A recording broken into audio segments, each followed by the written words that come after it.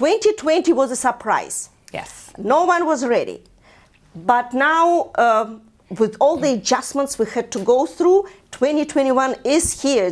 It's already here. So how do you vision the following few months? Mm-hmm.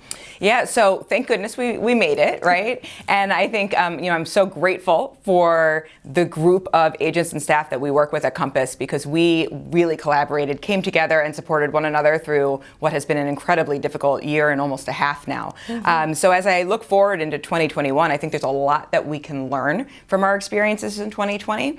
And along with that comes that support piece. But also there's a lot of new technology that came out of that, and a way that we're doing business and marketing differently and operating differently that will continue into 2021. So I think we'll continue to lean in on virtual open houses and making sure that we have great floor plans and virtual showings of all different kinds, and leveraging Instagram to do full days of back-to-back virtual opens is something that we had a lot of success with in 2020. So I see that coming. I think inventory will remain low for a little bit. Mm-hmm. So we're expecting that, which is great. We'll just double down on our multiple offers and pushing things through appraisals and whatnot.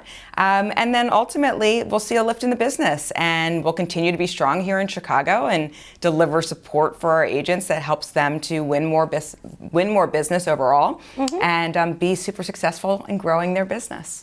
Well, I'm wishing you all the best in the whole wide world. Thank you. And your office is fantastic. It's a pleasure to be with you. Thank your you. agents are great, and we are working with Compass throughout the country. Mm-hmm. So it's a pleasure, it's an honor, and it's a joy. Oh, thank you. And thank you for the partnership. We have been great partners together, and so we appreciate you being here. Thank you for having me and for all of your wonderful energy. Thanks.